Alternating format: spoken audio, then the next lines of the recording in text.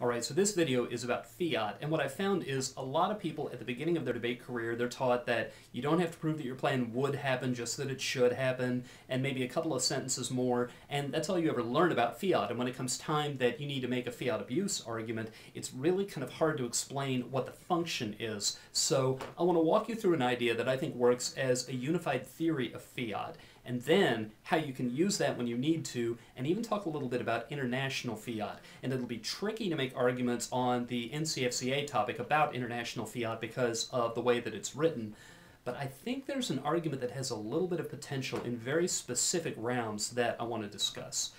So, to get at the unified theory at the beginning of it, first of all, I want to mention something that Douglas Adams wrote into the second book in the Hitchhiker's Guide to the Galaxy series, The Restaurant at the End of the Universe. There was a race of aliens, and in the TV series they look just like humans, and they crash landed on prehistoric Earth, completely destroyed their spaceship, so they were stuck here, and they decided they needed to restart civilization. So they formed a committee, and this committee was going to start off by inventing the wheel.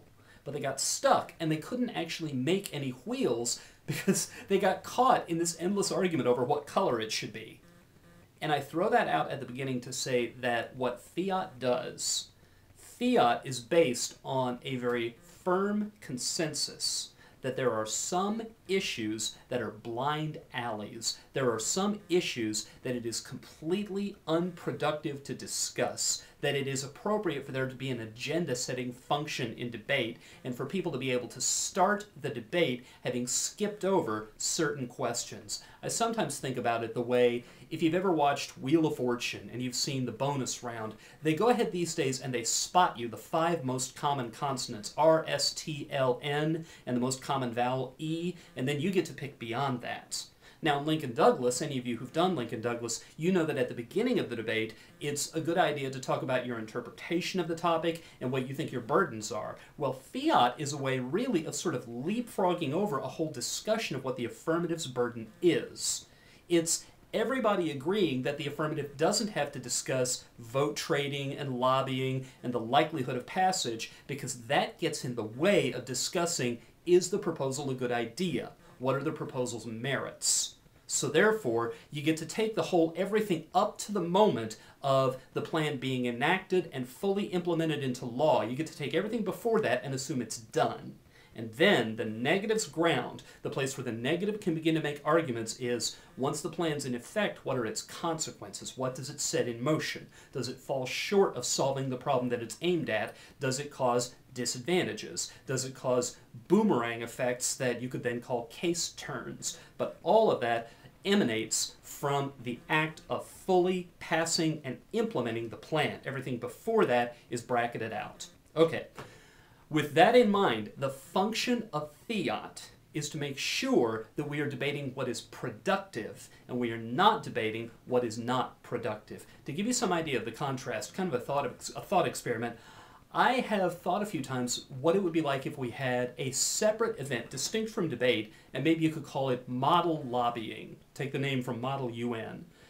And what you would do, maybe it would be a computer simulation. You could put the whole thing on the internet, and there would be members of Congress, and it would identify what their political leanings were and what their constituents wanted, and then you could create media campaigns, and you would have a certain supply of virtual money that you could use to make donations to the re-election funds for certain key members of Congress who could then bring along their colleagues by calling in favors, and you could also start public opinion campaigns where you prevailed upon people to write and call their member of Congress. And if you could do all those things skillfully and get whatever the proposal was enacted into law, then you won the game.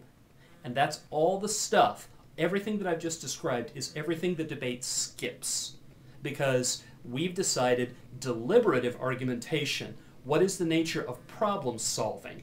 And when you try to solve a problem, what new problems can you potentially create?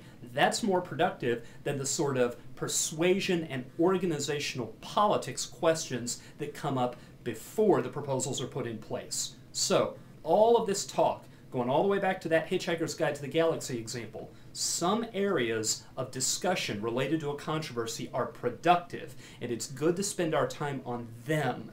in analyzing the issue and in understanding, exploring profitably the issue, and maybe having some hope of resolving it.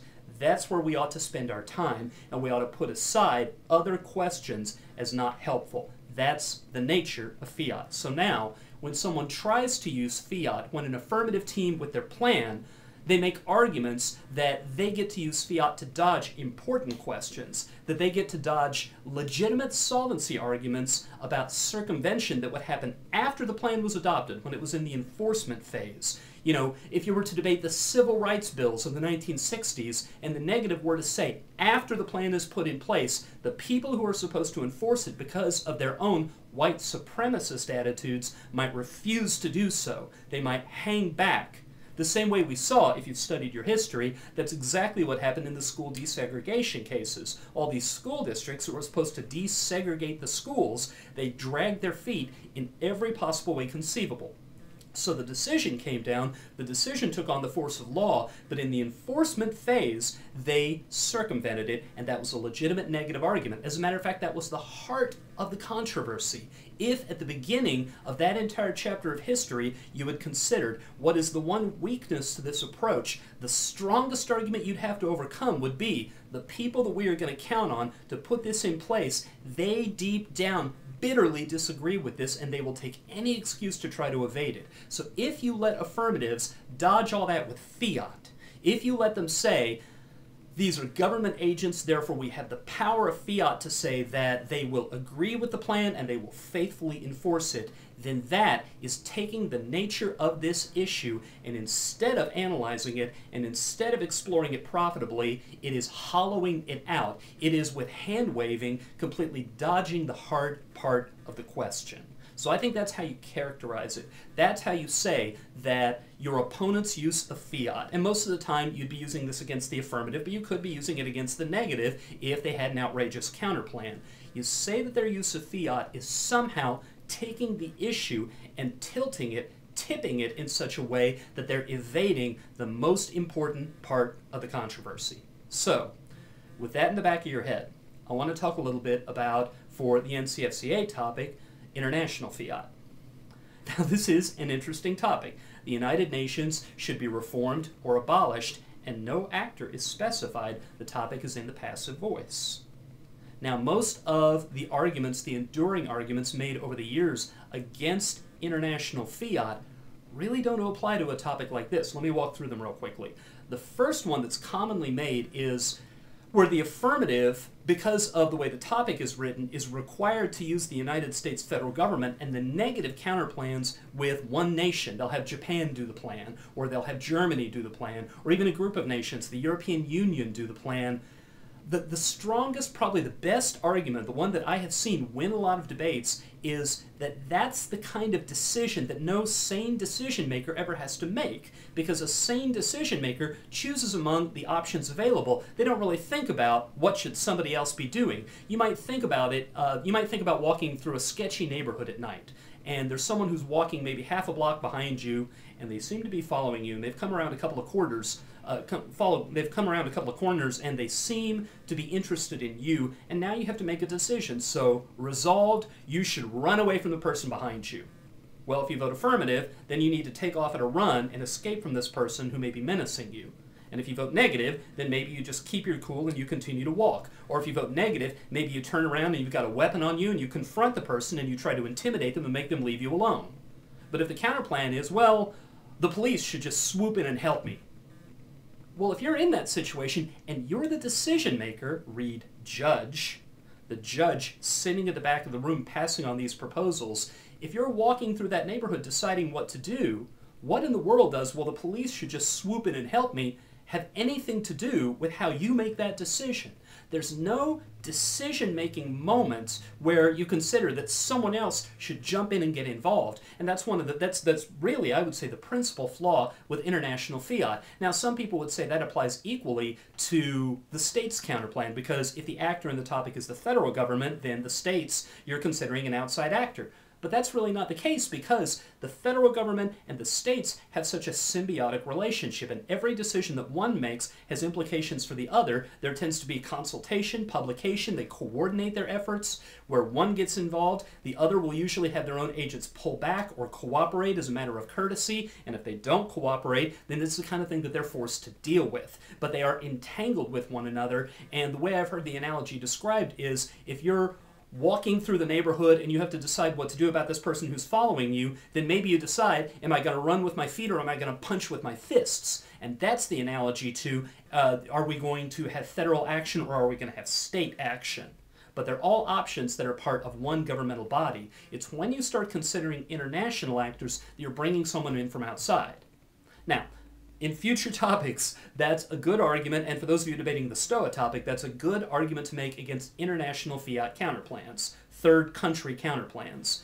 It doesn't apply to this year's NCFCA topic because there's no agent specified. So the judge, I suppose if the affirmative picks an agent and then the negative counterplans with a completely distinct agent, if the affirmative stakes out the United States as the actor and then the negative tries to run a third country counterplan, then this argument could still fly. But that would be a very specific circumstance.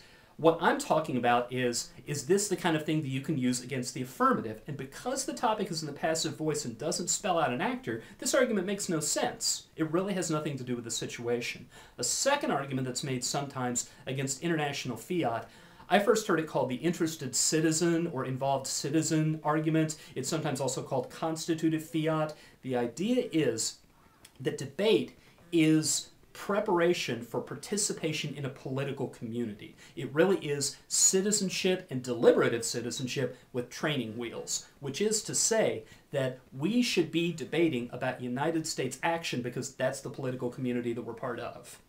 Whereas deliberating about what Japan should do doesn't prepare us to participate in Japan's political community because we never will, because we're not Japanese citizens and we will not in the foreseeable future be Japanese citizens. And some of the third countries that you might Fiat as part of a counterplan are not open societies and do not allow open debate or citizen participation, which means it would be even more absurd to have that debate preparatory to participating in the political process.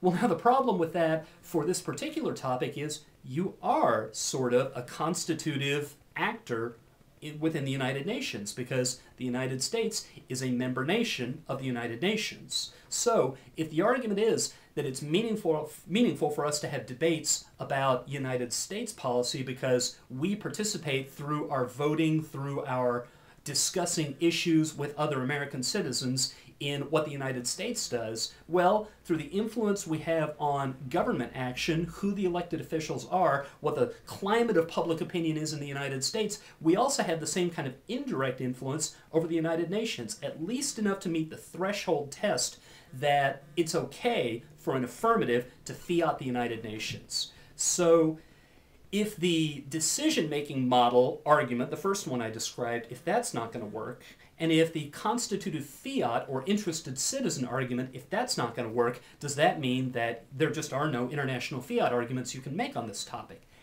I think actually there is one. Here's what I think it is. If I were to run international Fiat, if I were to be negative, and the affirmative used the United Nations as their actor, I think you would only want to do this with judges who were very accepting of theory debates. Maybe an alum judge who you knew liked talking about theory and liked running theory arguments when they had the opportunity. Here's what I think I would do. I think I would say subpoint or international Fiat is illegitimate, or maybe United Nations Fiat is illegitimate. Subpoint A is our interpretation of Fiat.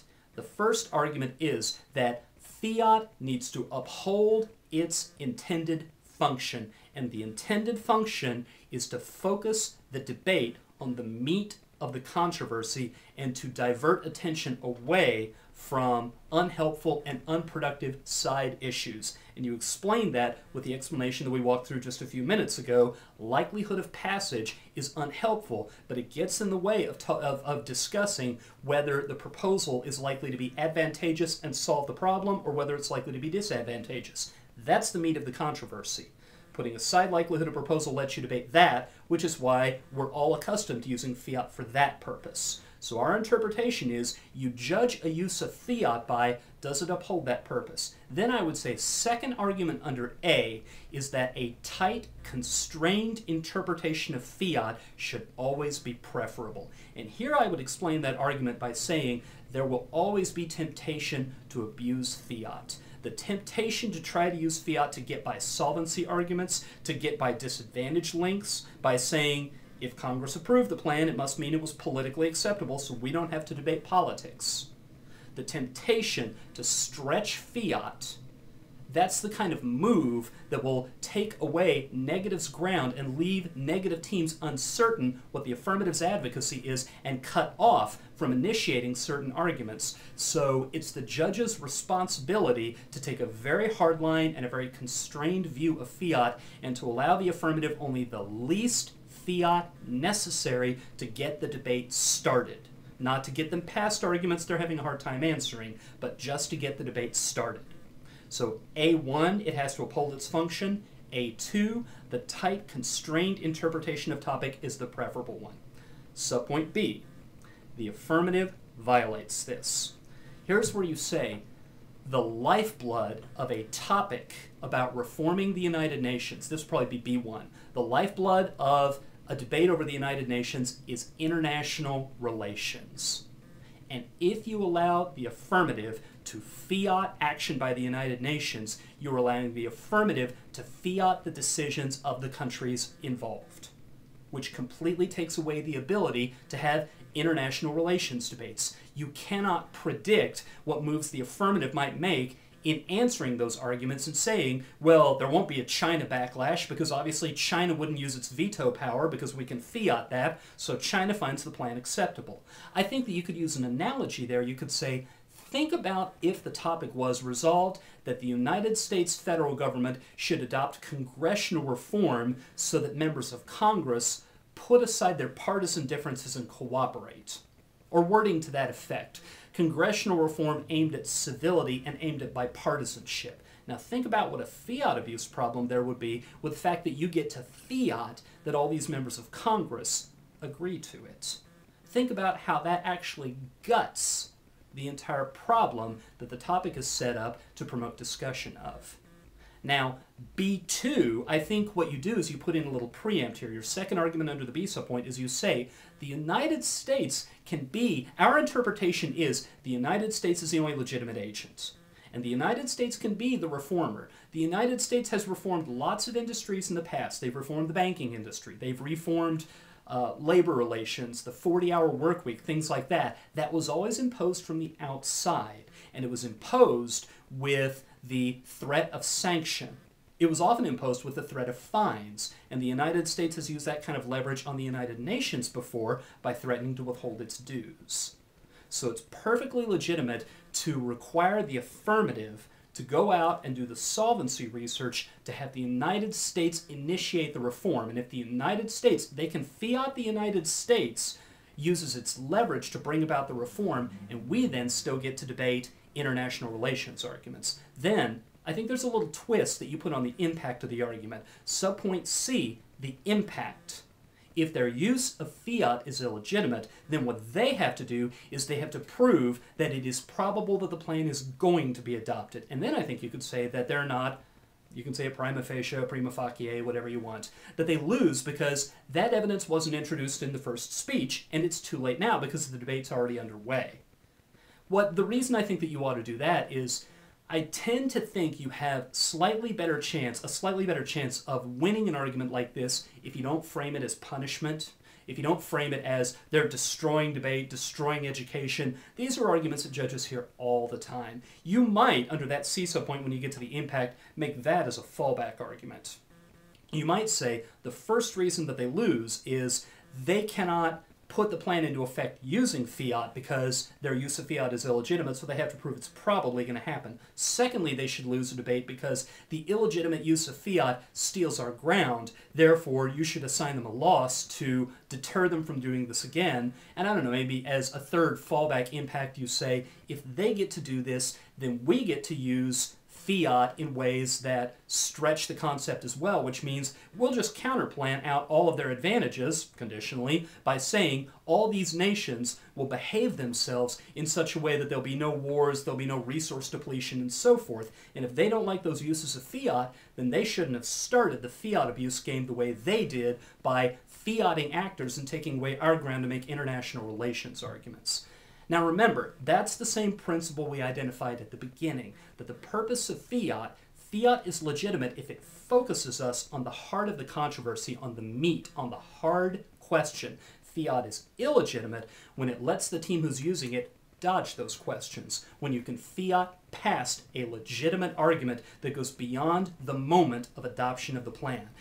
And I think that A2 argument, that the most constrained view of fiat is the one that is to be preferred, I think probably 7 times out of 10, 2 ACs answering this argument will not go to that line of the argument and answer it specifically. They'll just say what their interpretation is, which means in the negative block, you then say, well, here's their interpretation, here's our interpretation. We said the most constrained interpretation is to be preferred, and we explained why, and they didn't answer it. So the fact that they have an interpretation, they've already conceded away that ours is better.